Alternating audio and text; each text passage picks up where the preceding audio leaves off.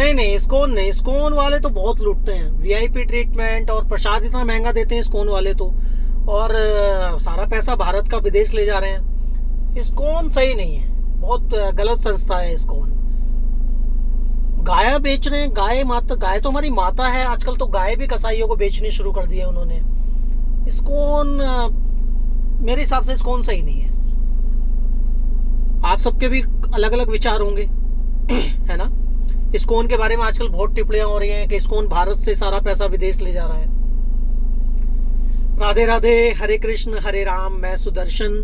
और आज बात करते हैं, क्योंकि बहुत सारे भक्तों ने मुझसे ये क्वेश्चन किया था और ये अभी बात चल भी रही है। बहुत ज़्यादा लोग, मैंने बहुत प्रतिष्ठित लोगों को, मतलब जो वैष्णव तिलक धारण किए हैं, कंठी धारण किए हैं, ये संत जन हैं, प्रतिष्ठित लोग हैं, जिन्हें बहुत सारे लोग अनुसरण करते हैं, जिन्हें सुनते हैं, उन लोगों के मुख से भी इस तरह की टिप्पणियां सुनी है।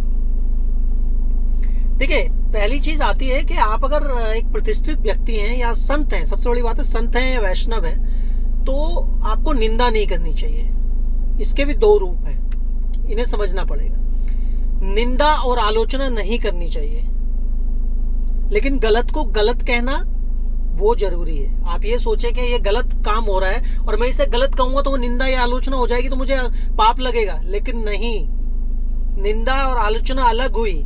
गलत को गलत कहना सही होता है। वो एक संत का, एक सज्जन का, एक महापुरुष का, एक धर्मपरायण व्यक्ति का कर्तव्य होता है कि अगर आपको दिख रहा है ये चीज गलत है तो गलत को गलत कहिए, क्योंकि आपके साथ, आपको अनुसरण करके आपसे बहुत सारे लोगों का उद्धार हो सकता है, सही मार्ग पे आ सकते हैं। आजकल समाज में बहुत चीजें गलत हैं, और अगर आपसे कुछ लोग जुड़े हुए हैं जो आपको अनुसरण करते हैं और आप उन्हें अगर सही राह पे लेके आ रहे हैं तो उसका बहुत बड़ा पुण्य है। लेकिन आप सिर्फ इसलिए चुप रह जाते हैं कि निंदा हो जाएगी, आलोचना हो जाएगी। तो निंदा या आलोचना या व्यंग नहीं करना है किसी पर। बात को कहने का तरीका होता है, आप गलत को गलत कहें, सही को सही कहें। गलत को गलत कहना निंदा या आलोचना नहीं होती है। अब जैसे हम बात करेंगे आज, जो एक मंत्री जी हैं जो इस्कॉन पर जिन्होंने टिप्पणी की है, आरोप लगाए, आलोचना की है, हम उनके बारे में बात करेंगे तो उनकी निंदा या आलोचना नहीं है। गलत को गलत कहना, ये बात होगी आज। ये सही कहना, वो सही है तो सही कहेंगे। देखिए, पहली चीज मैं बता दूं कि मैं इस्कॉन से दीक्षित नहीं हूं, मैं इस्कॉन से जुड़ा हुआ नहीं हूं। ये तिलक मुझे प्रिय है और इस पे किसी का कोई कॉपीराइट नहीं है, इसलिए मैं धारण करता हूं, क्योंकि ये तिलक नहीं है मेरे लिए, ये मेरे श्री हरि के चरण है। ये तुलसी माता वृंदा रानी का विरबा है जो मैं यहाँ पे तुलसी पत्र, तुलसी दल यहाँ पे धारण किया हुआ है। अब बात करते हैं, मैंने बहुत सारे प्रतिष्ठित लोगों के मुख से भी सुना के इस्कॉन वाले सारा पैसा भारत का बाहर भेज रहे हैं। इस्कॉन वाले गाय बेच रहे हैं कसाईयों को, इस्कॉन वाले सनातन को बदनाम कर रहे हैं। एक तरफ तो हरे कृष्णा हरे रामा करते हैं रोड पर, और दूसरी तरफ जो है गौ माता का अपमान किया जा रहा है। इस तरह से सनातन का अपमान किया जा रहा है। आप जानते भी इस्कॉन क्या है, कितनी बड़ी संस्था है, कितने करोड़ लोग इस्कॉन से डेवोटी हैं। मैं रेगुलर जाता रहता हूँ इस्कॉन, बहुत आनंद आता है, और वो सिर्फ आपको भगवान से, भगवान कृष्ण से जोड़ने का ही प्रयास करते हैं। बहुत सारे लोग आलोचना करते हैं, बहुत सारे लोग आरोप लगाते हैं कि वहाँ तो बहुत ज़्यादा महंगाई है, बहुत ज़्यादा महंगा प्रसाद देते हैं, बहुत ज़्यादा महंगा ये देते हैं और वीआईपी ट्रीटमेंट होता है। ठीक है, ऐसा कुछ नहीं है, मैंने तो नहीं देखा, मैं तो रेगुलर जाता हूँ। आपसे ज़बरदस्ती आपकी जेब से पैसा नहीं निकाल लेते हैं वो लोग। गीता भी देते हैं, आपसे पूछते हैं अगर आपको डोनेट करना चाहो तो ठीक है, आप मना कर दोगे तो बिल्कुल नहीं। और दूसरी चीज़, दान देना आपकी अवस्था पर निर्भर करता है, साथ के साथ आपके मानसिक अवस्था पर निर्भर करता है। अगर आप देने लायक हैं तो देना चाहिए, और उससे भी बड़ी बात, क्या आपका मन से आप देने की इच्छा रखते हैं तो देना चाहिए। भाव होना चाहिए देने का। कुभाव से तो आप चाहे करोड़ों रुपए दान करते हैं, कुछ नहीं लगेगा उसका। आपसे जबरदस्ती आपके पॉकेट से पैसा इस्कॉन नहीं निकालता है। दूसरी चीज, प्रसाद है, आपको लग रहा है आप वहां 30, 40, 50 रुपए का प्रसाद आप लेके आप खाना चाहते हैं तो आपकी इच्छा है वो खाइए, लेकिन उस प्रसाद से भी बड़ा प्रसाद जो बाहर खिचड़ी वो बांटते हैं सभी को, पूरे दिन बंटता है खिचड़ी। खाई होगी आप सब लोगों ने वृंदावन इस्कॉन, अगर आप लोग गए हो तो। उसका कोई चार्ज नहीं लेते वो आपसे, आप अपनी इच्छा अनुसार कुछ वहां दान पेटी में डाल दे तो अलग बात है, डालना भी चाहिए। धाम में जाके वो अधिकार केवल और केवल संत जनों का है, एक भक्त का वो अधिकार नहीं है। जो विरक्त है ना, संत जन है, उन्हें वो खाना चाहिए। आपको फ्री में नहीं खाना चाहिए। उसे आप प्रसाद लेते हैं, प्रसाद स्वरूप, तो उसके अनुसार या उससे बढ़ाकर कुछ दक्षिणा वहां डालनी चाहिए, आपको देनी चाहिए। क्योंकि धाम में आप स्वयं दान करने जाते हैं, आप बाहर चढ़ाने नहीं जाते हैं। अब आपको अंदर बिकने वाला 40 या 50 रुपए में जो प्रसाद देते हैं, वो ठाकुर जी का चरणामृत हो या फलाहार का प्रसाद हो, वो तो दिख गया, लेकिन आपको वो नहीं दिखा जो बाहर खिचड़ी पूरे दिन बढ़ती रहती है। वहां कोई भेदभाव नहीं होता, वहां 1 रुपया किसी से नहीं लिया जाता उस खिचड़ी के लिए। खिचड़ी प्रसाद चाहे आप बार बार लाइन में लग के 10 बार खाइए, आप, कोई रोकता नहीं है आपको, वो नहीं देखा आपने। जो तुलसी जी की माला अंदर वहां 10 रुपए में आपको दे दी जाती है, वही बाहर आपको 30 रुपए में ठेले वाला बेच देता है, उसमें अंतर नहीं दिखता आपको। और अगर उन्होंने 20, 50, 40 रुपए का प्रसाद ले भी लिया, आपको दे भी दिया, उस वैल्यू से वो प्रसाद दे भी रहे हैं, तो कितना करते हैं आपको पता है? पैंडेमिक में या किसी भी आपातकालीन स्थिति में, किसी भी इस तरह की स्थिति में चिकित्सा पे, खाने पे कितना इस्कॉन सेवा के लिए सबसे आगे आता है। इस बात के चिंतन पे गए हैं कभी आप?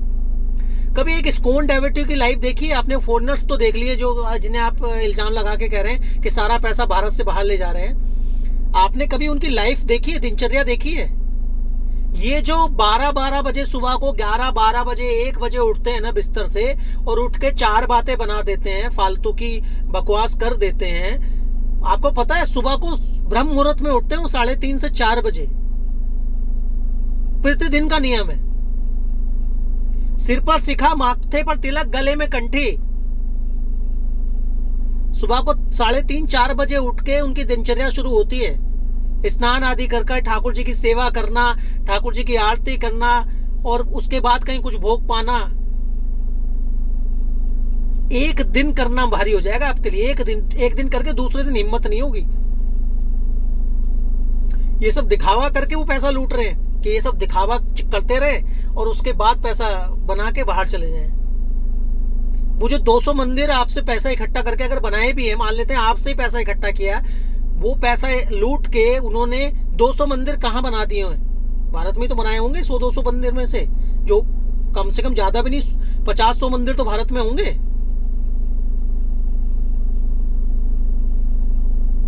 विदेश में बनाए हैं क्या? किसका धर्म आगे बढ़ रहा है? किसके धर्म का प्रसार हो रहा है, प्रचार हो रहा है? वो फॉरेनर्स किसका नाम लेते हैं? हरे कृष्ण। और जहां भगवान का नाम लिया जाए, जहां भगवान का चिंतन किया जाए दिन रात, अगर पाखंड करोगे तो कुछ वर्ष चल सकता है, इतना नहीं चल सकता, इतना नहीं फैल सकता।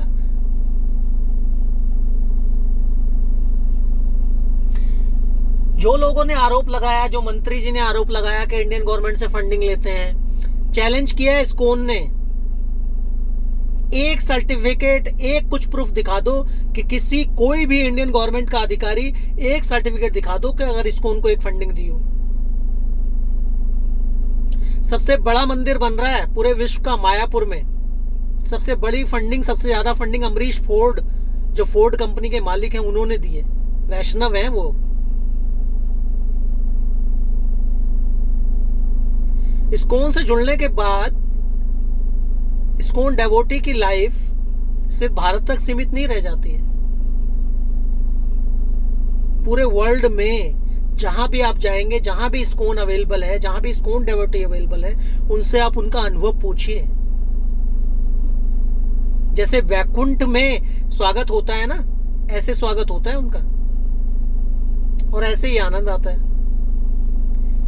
मैंने बहुत सारे बात कर रहा था ना मैं कि प्रतिष्ठित व्यक्ति, बहुत सारे सो कॉल्ड संत, क्षमा करें मुझे ठाकुर जी, मैंने सो कॉल्ड इसलिए कह रहा हूं क्योंकि वो शायद इस बात से ईर्ष्या करते हैं कि ये इतना ज्यादा क्यों फैल रहा है इस्कॉन,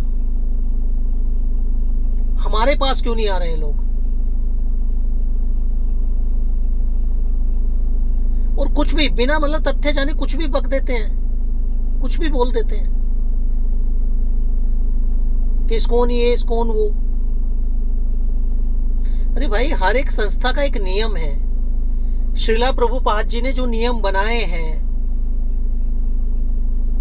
एक गुरु परंपरा होती है ना, एक गुरु परंपरा, उसके अनुसार वहां के नियम है, उसी के अनुसार वो लोग चल रहे हैं, अपनी मर्जी से कुछ नहीं कर रहे हैं।